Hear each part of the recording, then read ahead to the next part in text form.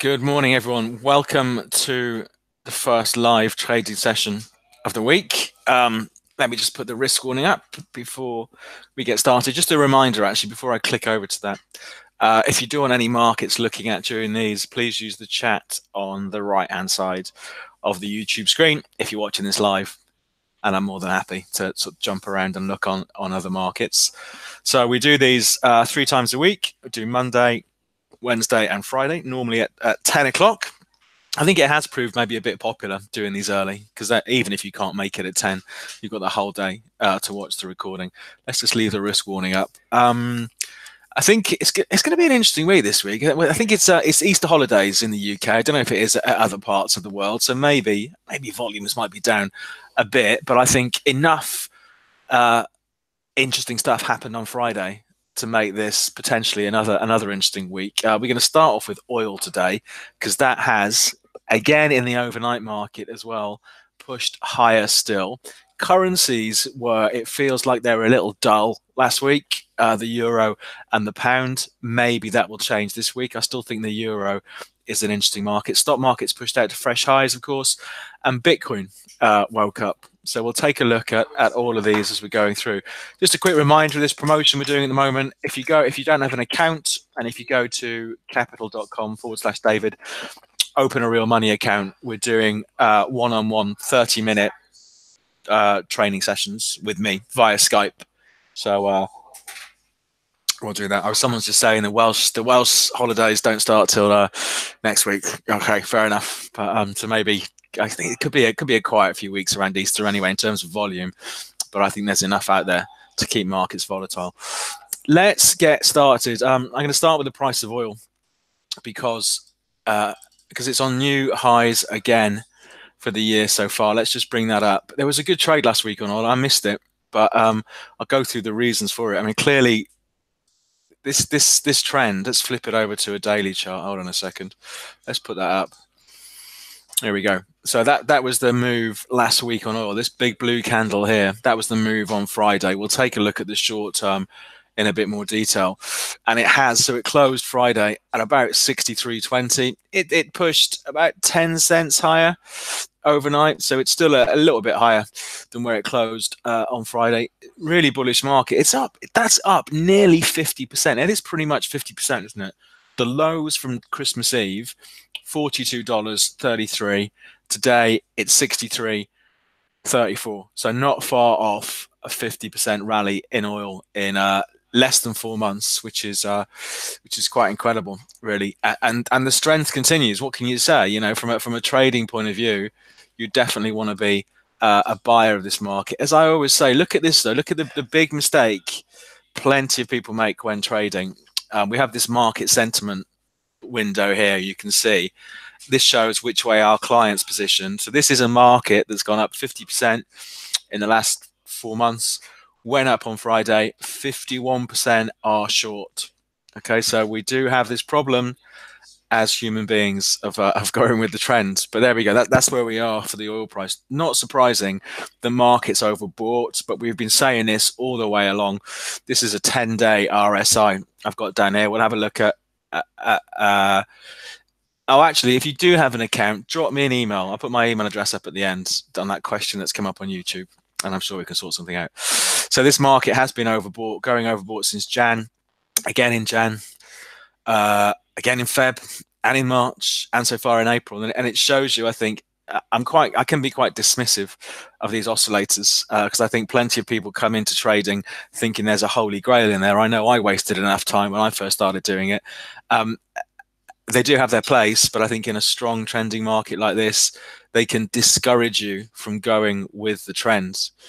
Okay, so you would have missed out on plenty of opportunities in oil if you didn't want to buy it because the RSI was saying it's overbought.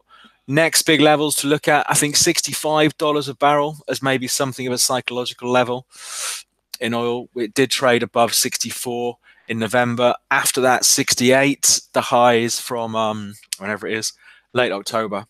So there we go. It's still strong. But let's look at the opportunities if it gets hit a bit here. I think the main event for this week, it's all Wednesday this week, it feels like, apart from the political stuff to do with the pound.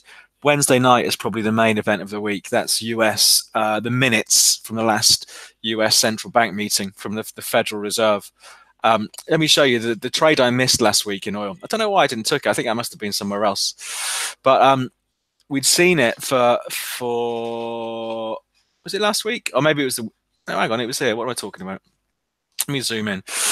It was this move here, I think. So it would have been on Thursday afternoon, where the market had pushed out to fresh recovery highs to 63, sold off on April the 3rd to 62, and we'd had these previous lows around at 61.60, came back to it again on April the 4th, down at 62, and then, of course, got to move on and out to fresh highs.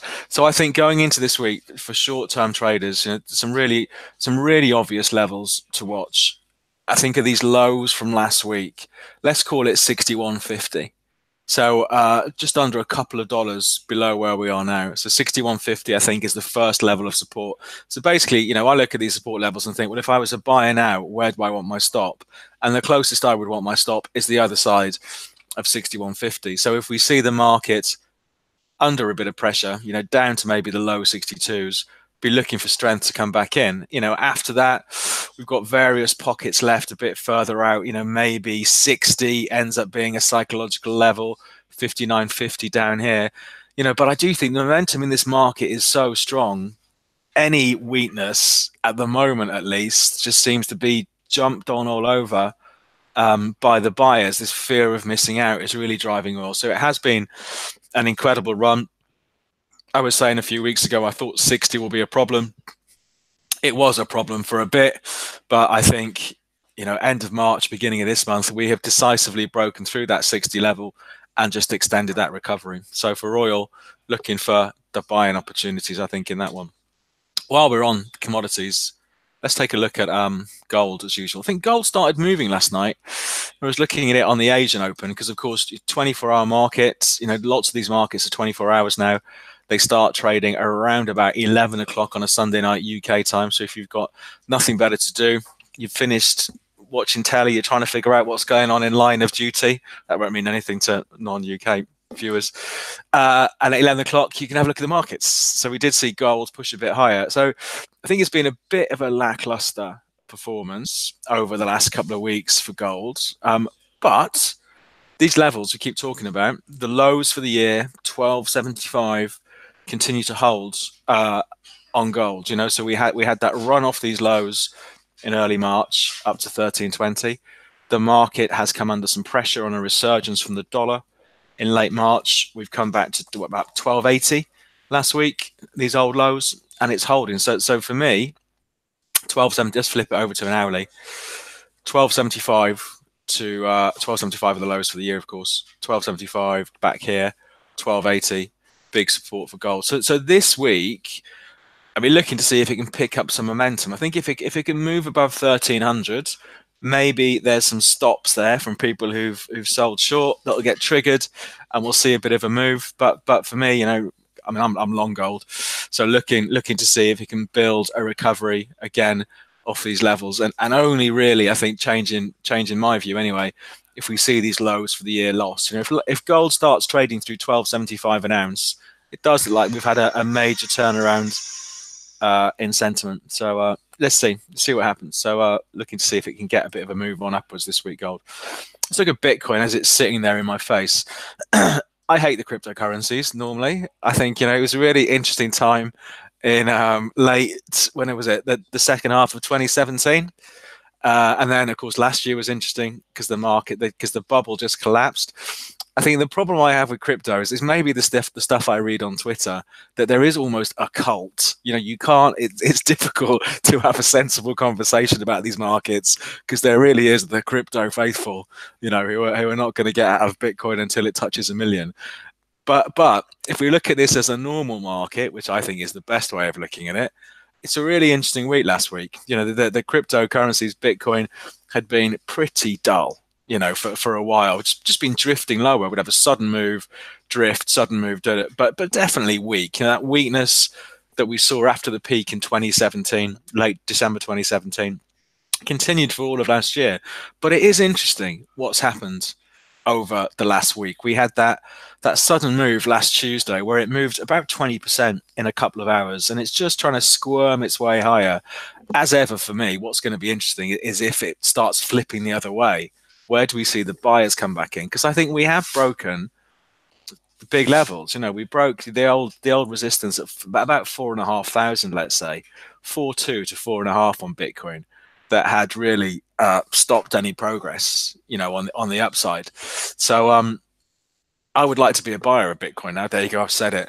But I want to have a bit of weakness. I want to, because we've got this little recovery, or this recovery since December going on. But I want to have a bit of a weakness, maybe back to the mid 4,500s again. Let's see if we get it. See what happens. But maybe it's going to be a much more positive year for the hodlers of Bitcoin following this break. I mean, we're only a week into it. We're only a week into the break. But I think it's interesting that it's moved through these levels. So we'll keep dipping in and out of looking at Bitcoin to see what's going on.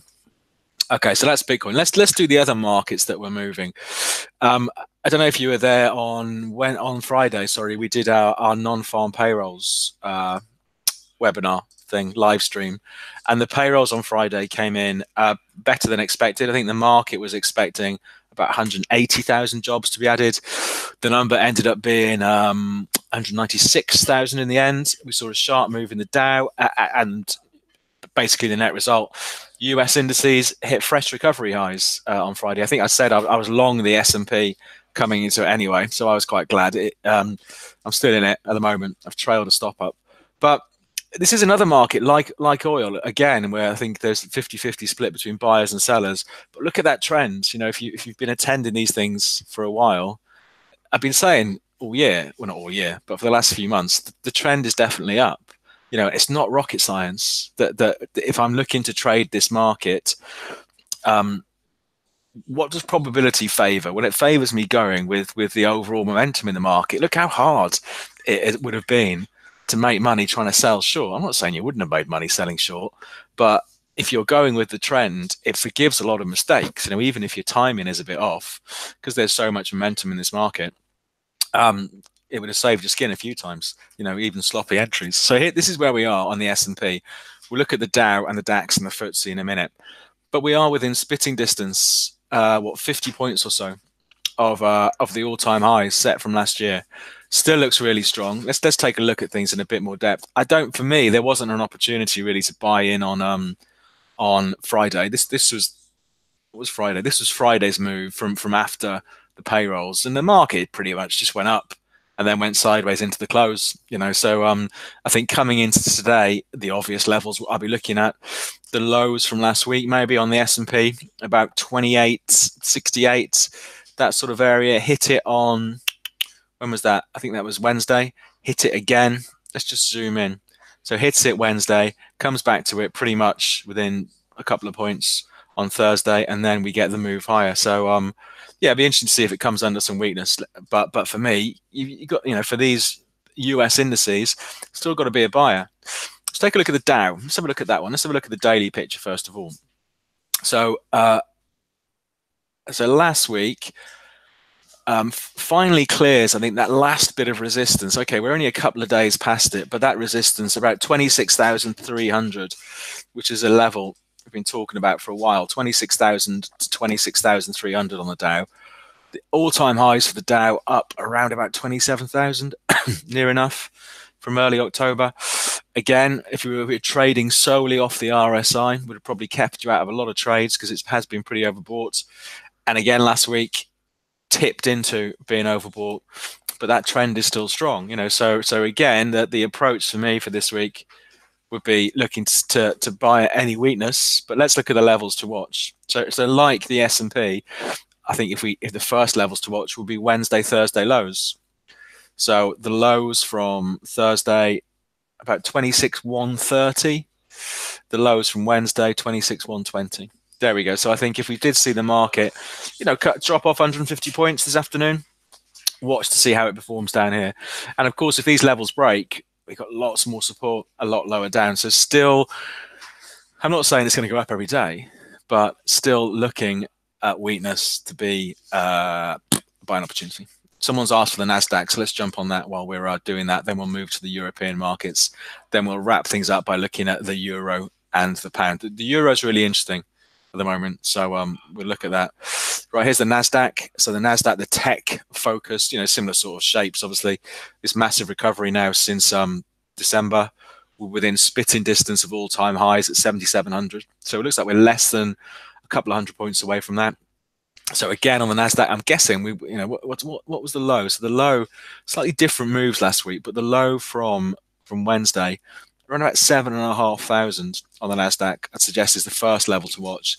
Then 7,400, the lows from a week last Friday, and held again on Monday. So 7,400 to 7,500 is big support coming into this week for the Nasdaq 100. Let's take a look at the DAX. The DAX broke 12,000 last week. So this is the German index. It's one. I think this is the most popular index amongst our clients, the DAX, which is a strange one, I think, but it's a really volatile market. So you can see why. But let's take a look at this. Last week on Friday, traded as high as 12,041. So hit its best levels since early October. So November, December, January, February, March, April. 6-month high. Sounds about right. 6-month high for the DAX end of last week. There's not much in the way of major hurdles till sort of 12.4, really. And you could say, well, that downtrend looks like it's definitely finally over. This recovery trend is still going. So still looking to definitely buy the dips. But let's take a look at some of the short-term levels. Let's have a look.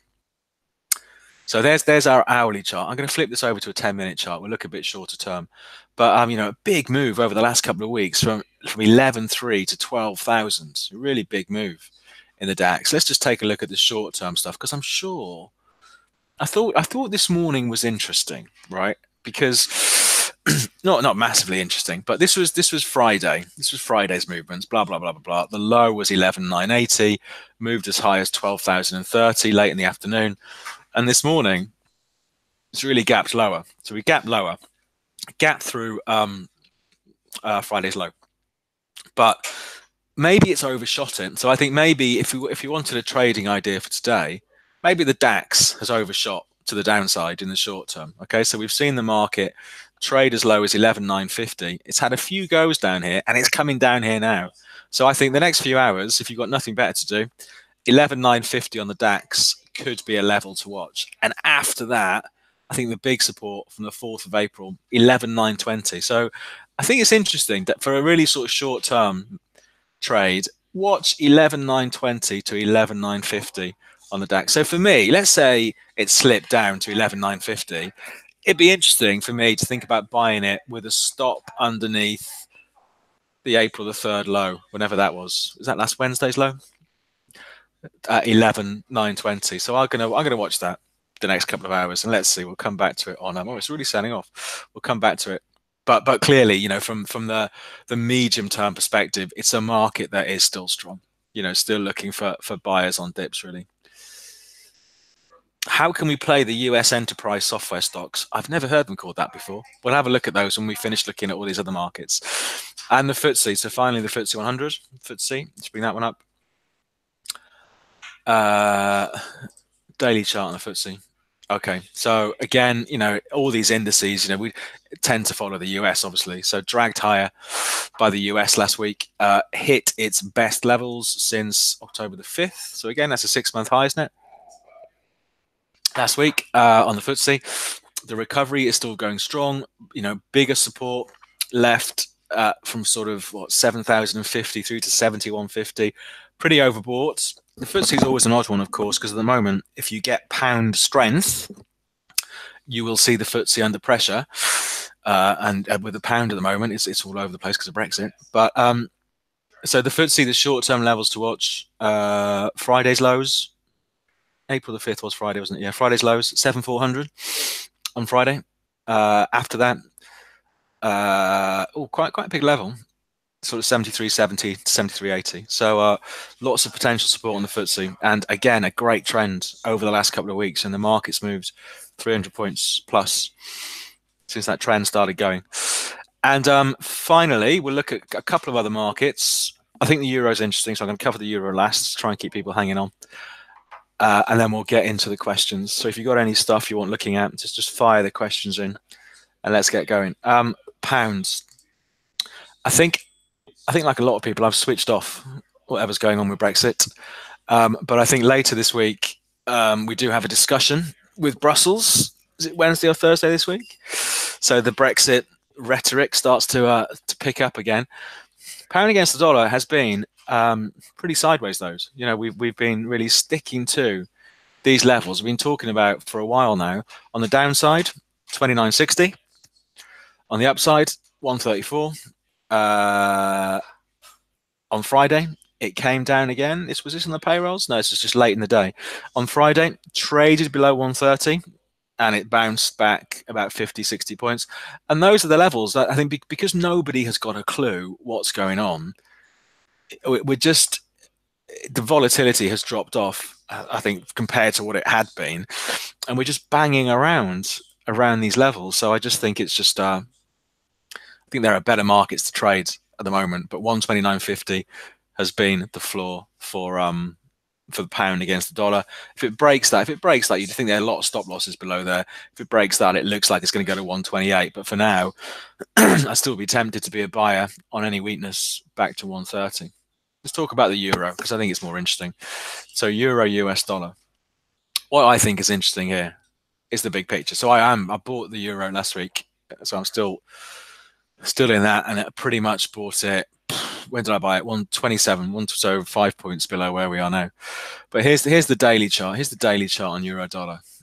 So I think we had these lows set in November last year at 112.15, and the market rallied about 300 points off that.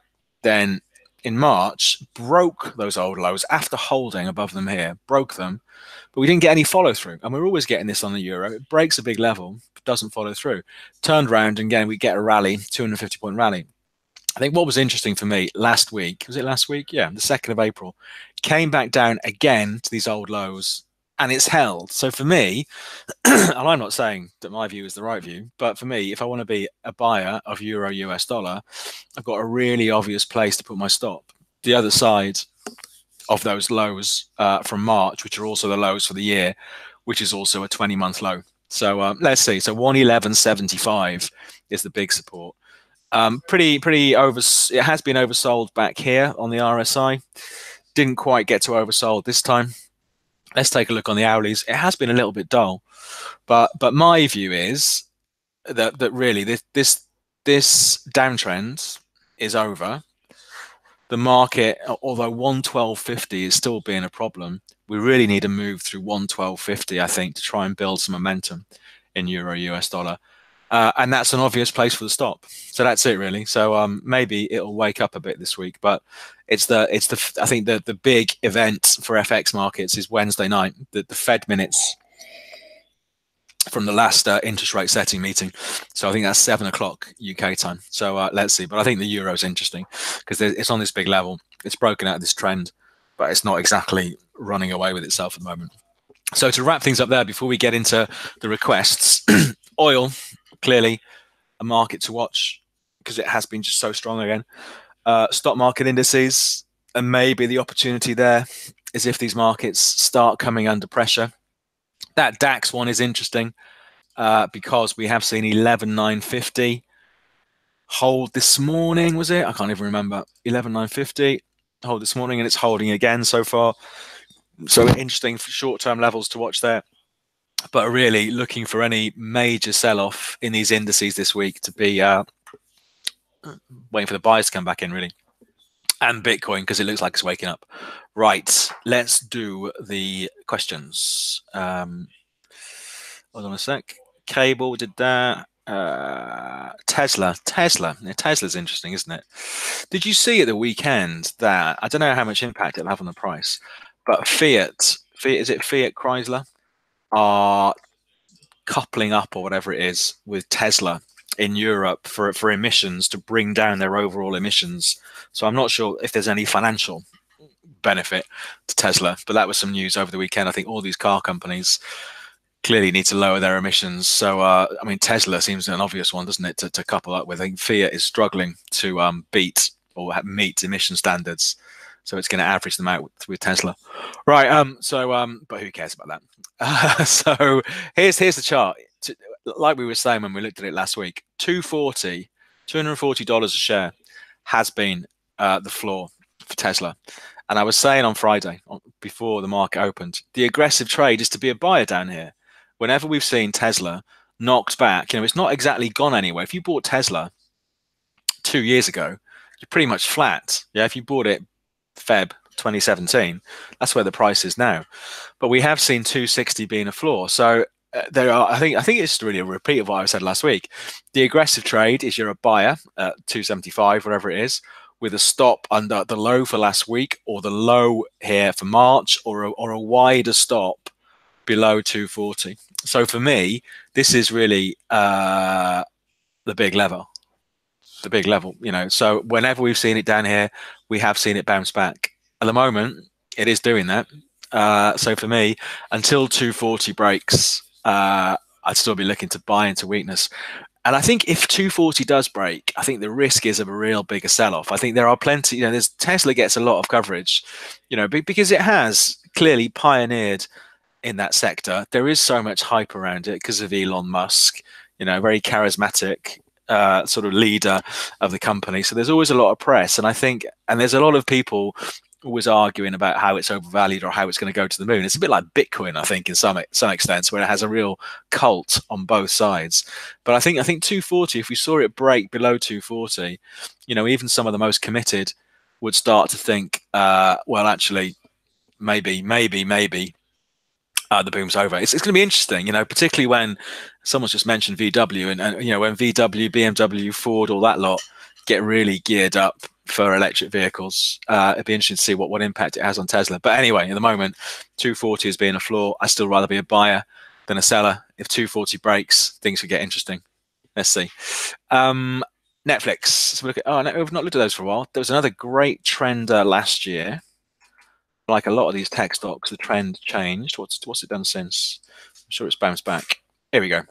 So we had this fantastic run in Tesla. If again, the Harry hindsight trading, if you'd have bought them in April 2015, 60, you'd be up 5-fold, even now, 6-fold almost on your investment. We had this really sharp sell-off from 420 down to 240.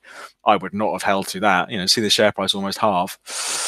I think it's difficult. I think it's been a difficult one to trade this. Looking at it now, I'd want to be a buyer, but I think we had such a sharp run up from December, from 230 back to 360, and it has pushed higher since over the last 3 months.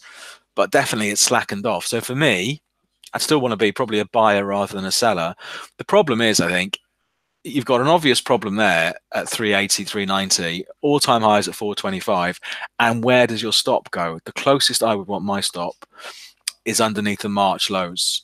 So from a risk reward point of view, Tesla looks a better trade. Yeah, I'm not saying sell all your Netflix and buy Tesla, but from a risk reward point of view, I think it looks a bit strained, maybe this one. But clearly lots of support range from 320 to 340. It has pushed higher, but nowhere near the sort of momentum we saw in the first 2 or 3 weeks of the year. So let's see what happens. Let's keep coming back to it and see. But it's still positive, but not much momentum there. How can we play the enterprise software stocks? Oh, US Enterprise. Sorry, I read it as USSS Enterprise. I thought it was some Star Wars thing. Microsoft, Zen, Team. I don't know. I think with Microsoft, you can trade them. The easiest way, if you want exposure and want to trade tech shares, just trade the Nasdaq. I would say, if you want an exposure to the tech sector and the group of shares that you name there, I would just trade the Nasdaq. But here's Microsoft. Microsoft's broke out through the old highs, the highs from last year, October 2018, around at 116. Breakout trade, strong. So again, when a share breaks out, the assumption is we're going to see the strength continue. A great trend since Christmas Eve. Arguably, if I was a longer term buyer at 120, I would want my stop the other side of 108, so about 10% away. But I think if you want exposure to tech stocks, either sit there and watch them during the day, so the likes of Microsoft and everybody else, and trade them accordingly, or trade the Nasdaq. Yeah, there's enough volatility either way, I think, to have opportunities there in both directions. I wouldn't overcomplicate it. Sterling yen, old favorite, sterling yen. Let's have a look at that. So sterling yen, I don't know. Let's have a look. So 150 is the big level on the upside. So it's all been a bit chop, chop, chop over the last month, hasn't it? I mean, for me, it's a bit of a do nothing here. If we flip it over to the hourlies, I mean, down here, 144, could be tempted to be a buyer. Running up to 150, be tempted to be a seller. It's at 145.5 at the moment. I do nothing. If you really had to do something, arguably be a buyer with a stop loss underneath the April the 2nd lows at 145. But it's been a bit dull, isn't it? Sterling yen. Cocoa. Let's have a look at cocoa. Where is it? Cocoa.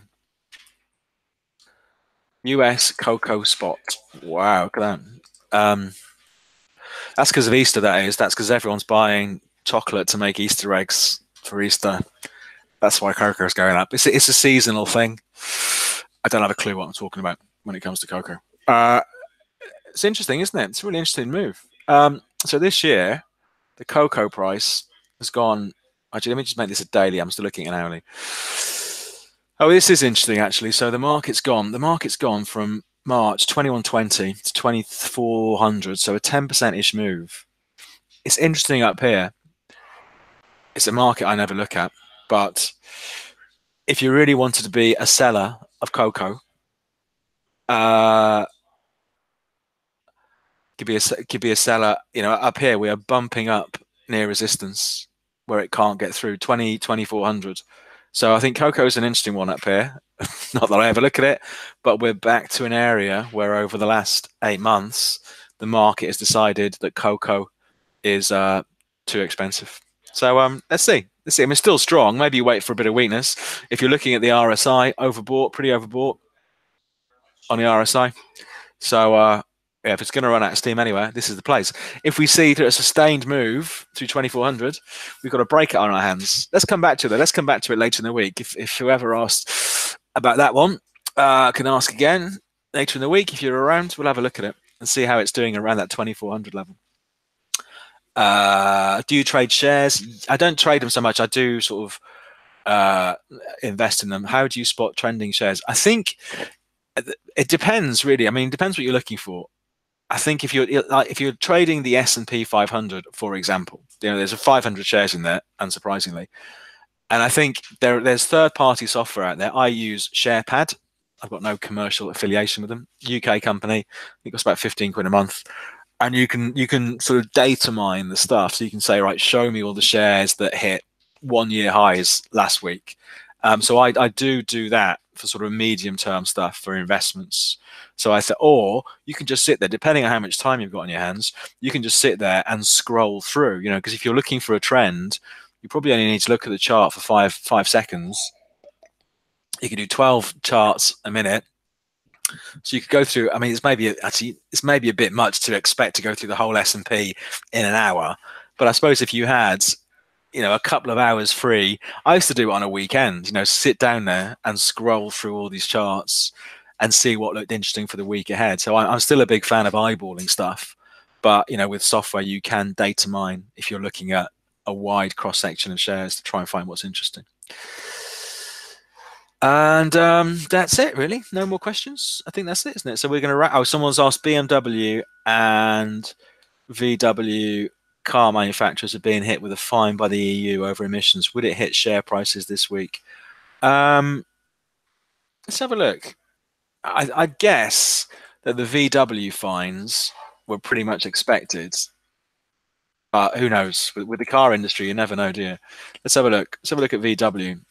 I mean, it's pretty boring, isn't it? It's pretty.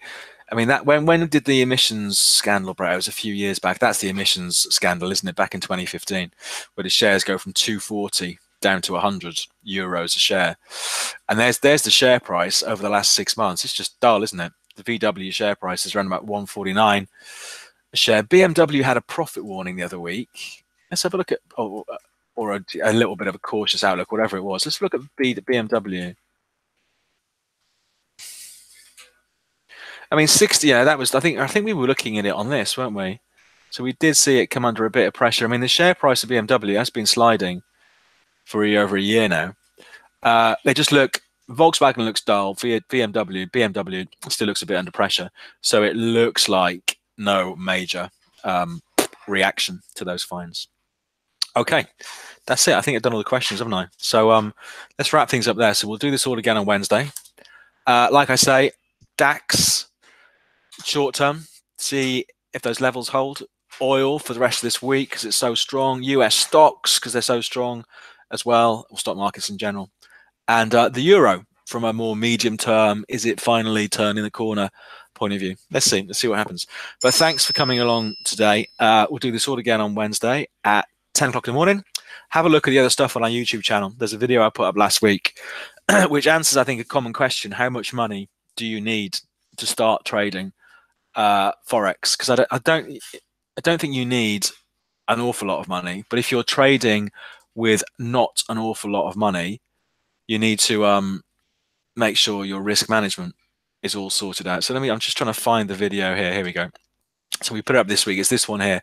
How much to start forex with? How much money do you need to trade forex? And I think I come at it from a risk point of view. And I think if you're expecting it to be a path to riches, you're going to be disappointed. But I think there are sensible ways you can start even with not much money. So have a look at that if you're new to trading. Otherwise, thanks for coming along today and hopefully see you on Wednesday at 10 o'clock.